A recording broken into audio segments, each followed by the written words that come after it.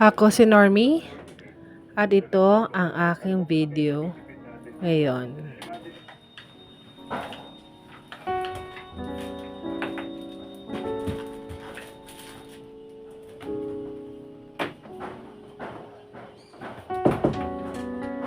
Kauuwi ko lang at ako'y pawis kahit na umulan po dito sa amin sa Bacoor.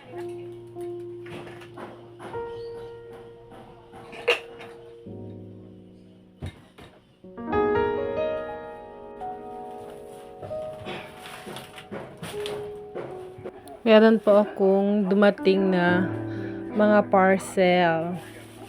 So, isa-isa ko na pong chinek at nilagay dito sa aking ibabaw ng aking Shura. So, dito muna ako nagkutkot ng aking mga bagong parcel.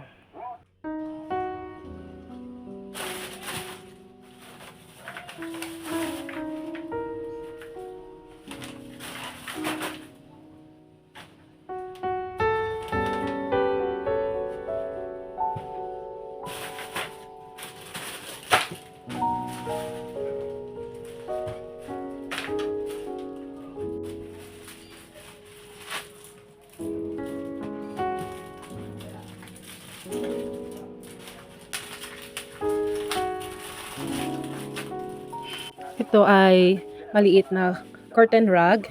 Kumuha ako nito para ilagay dito sa aking knick-knack area. Kung mapapansin niyo po yung ating knick-knack area ay DIY lang paglalagay ko ng maliit na kurtina. So, ko lagyan ko ng curtain rug para maganda naman tignan.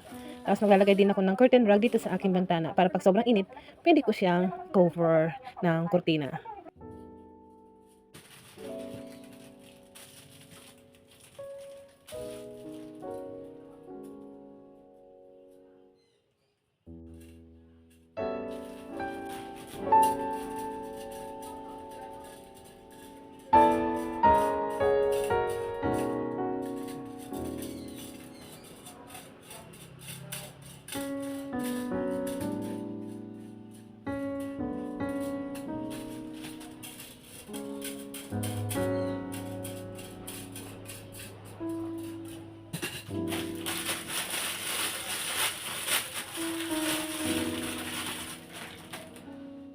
Yan naman yung hook na paglalagyan ng curtain rug pag atin na itong kinabit. So, mga plastic lang yan.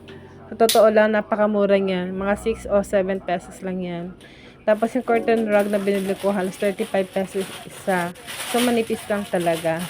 Pwede lang ang kurtina ilagay doon ay maninipis at maliit lang. So, yung pinaglagyan ng parcel, pwede nang dispose kasi okay naman, maayos naman ang ating curtain rug. Sunod ko naman tinignan itong bote. Ang ganda ako sa bote na ito kasi clear lang. Tapos, yung pinakatakip niya, vacuum, kaya hindi matatapon ang tubig. So, next ako naman na tinignan. Ito hindi naman to order. Binili ko lang sa palengke kasi wala akong may bigay sa apo ko. So, yan. Mga ano yan mga play money. So, para sila identify na money. So, bumili ako ng 3 para may uwi lang ako sa bahay. Tuwa ako dyan Kakatuwa lang. At least marunong sila mag-identify ng mga bills natin.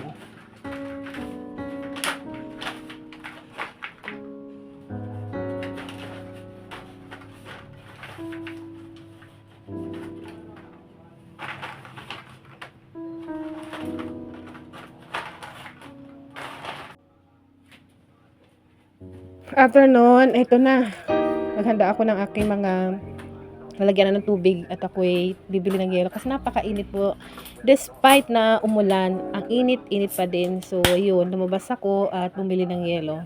Kung mapapansin niyo po yung cube ice na yan, huwag po kayo mag-alala, hinugasan ko yan bago ko yan inakyat dito. Hugas na yan. At yan ay isa-isa ko nang ilalagay ito sa aking container. Para naman po ako ay kahit paano ay mapreskuhan. O, diba? Kaya naman yung mga batang 80s, ko, hindi pa naman uso ng araw ang mineral. Pero sa totoo lang, hindi pa naman po ako nagkakasakit o nasisira ang tiyan. Sabihin na nibili kong cube ice. Again, hinuhugasan ko po yan bago ko ilagay na sa akin nalagyan ng tubig. Hindi ko po ito ma-recommend sa mga bata o mga mas bata sa akin kasi hindi ko alam kung ano po ang kalagayan ng tiyan nyo. Kung kaya ba uminom ng ganitong klaseng tubig na galing sa cube ice.